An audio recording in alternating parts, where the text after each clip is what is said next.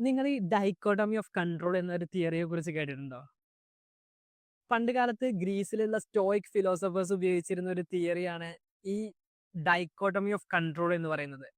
For example, നമുക്കിപ്പോ എങ്ങോട്ടെങ്കിലും പോകുമ്പോൾ പെട്ടെന്ന് ബസ് മിസ്സായി പോകുമ്പോൾ, അല്ലെങ്കിൽ ട്രാഫിക് ജാമിൽ അകപ്പെടുമ്പോൾ, പണ്ട് കാലത്തെ ഏതെങ്കിലും കാര്യങ്ങളെ കുറിച്ച് ആലോചിച്ചിട്ട്, അല്ലെങ്കിൽ ആരെങ്കിലും അവിടെയും ഇവിടെയൊക്കെ ആയിട്ട് നമ്മളെ കുറിച്ച് എന്തൊക്കെയോ പറയുന്നുണ്ടെന്ന് കേൾക്കുമ്പോൾ, ഇങ്ങനത്തെ സാഹചര്യങ്ങളിൽ നമ്മൾ സ്ട്രെസ്ഫുൾ ആവാറുണ്ടോ? ടെൻഷൻ അടിക്കാറുണ്ടോ? Then this theory is for you. നമുക്ക് നമ്മളുടെ നിത്യജീവിതത്തിലെ കാര്യങ്ങളെ രണ്ടായിട്ട് തരംതിരിക്കാം. ഒന്ന്, പൂർണ്ണമായിട്ടും നമ്മളുടെ കൺട്രോളിൽ ഇല്ലാത്ത ഇത്തരം കാര്യങ്ങൾ. രണ്ട്, പൂർണ്ണമായിട്ടും നമുക്ക് കൺട്രോൾ ചെയ്യാൻ പറ്റുന്ന കാര്യങ്ങൾ.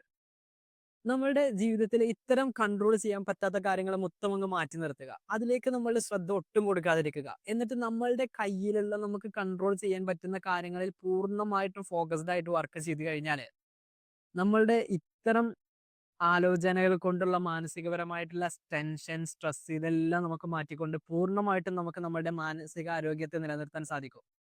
അതാണ് ഈ തിയറി നമ്മളെ പഠിപ്പിക്കുന്നത്. അതോടൊപ്പം തന്നെ ഇത്തരം സാഹചര്യങ്ങൾ എപ്പോഴെങ്കിലും ഉണ്ടായി കഴിഞ്ഞാൽ എങ്ങനെ ആ സാഹചര്യങ്ങളെ നേരിടണമെന്നും ഈ തിയറി നമ്മളെ പഠിപ്പിക്കുന്നുണ്ട്.